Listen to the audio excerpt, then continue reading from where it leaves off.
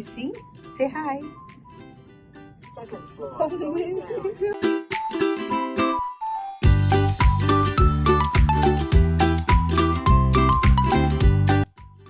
നമ്മളിന്ന് പോകുന്നത് വീടിനടുത്തുള്ള ഒരു സ്പോർട്സ് സെൻറ്ററിലേക്കാണ് കേട്ടോ.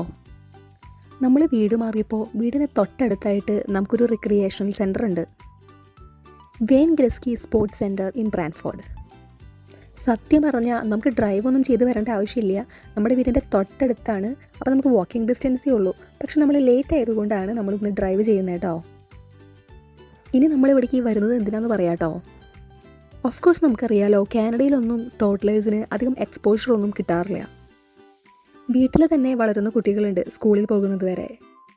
ഞാൻ പല ഫാമിലി മെമ്പേഴ്സും പറയുന്നത് കേട്ടിട്ടുണ്ട്, കുട്ടി അധികം പുറത്തേക്ക് പോവാത്ത കാരണം കൊണ്ട് സ്കൂളിലേക്ക് ചേർത്തപ്പോൾ വളരെ ബുദ്ധിമുട്ടായി എന്നൊക്കെ, അല്ലെങ്കിൽ സോഷ്യലൈസ് ചെയ്യാൻ ബുദ്ധിമുട്ടുണ്ടെന്നൊക്കെ. അപ്പോൾ ഞങ്ങൾ വിചാരിച്ചു ഇസിക്ക് മാക്സിമം എക്സ്പോഷർ കൊടുക്കണമെന്ന്.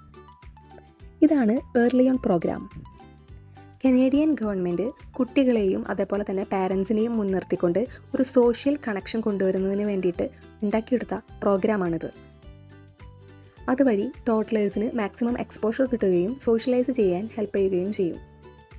അതവരുടെ മാനസിക ഉല്ലാസത്തിന് ഹെൽപ്പ് ചെയ്യുന്നതാണ്. ഇസിക്ക് ഇവിടെ വന്നപ്പോൾ ഒത്തിരി ഇഷ്ടമായി. ഒത്തിരി കുട്ടികളുണ്ടായിരുന്നു, കുറേ ടോയ്സും. പക്ഷേ ഞാനിത് കണ്ടുപിടിച്ചത് ഒറ്റയ്ക്ക് തന്നെയാണ് കേട്ടോ. ഞാനിങ്ങനെ ഗൂഗിൾ സെർച്ച് ചെയ്യും കുറേയധികം. അപ്പോഴാണ് ഞാൻ ഈ ഏർലി ഓൺ പ്രോഗ്രാംസിനെ കുറിച്ച് കണ്ടത്. മാത്രമല്ല ഇസിക്ക് ഹിയറിംഗ് ടെസ്റ്റ് ഉണ്ടായിരുന്നു. അപ്പോൾ ജനിച്ച സമയത്ത് നമ്മളൊരു ഇതേപോലൊരു ബ്രാഞ്ചിലാണ് പോയി ടെസ്റ്റ് എടുത്തത്.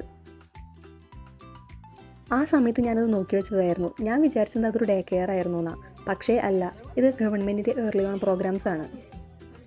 ബ്രാൻഫോർഡ് തന്നെ 24 ബ്രാഞ്ചസ് ഉണ്ട് ഇതിന്. ഓരോ ബ്രാഞ്ചിലും ഓരോ ടൈമിലായിരിക്കും കുട്ടികളുടെ പ്ലേ ടൈം വരാം. ഇത് ഫ്രീ പ്ലേ ടൈം ആട്ടോ.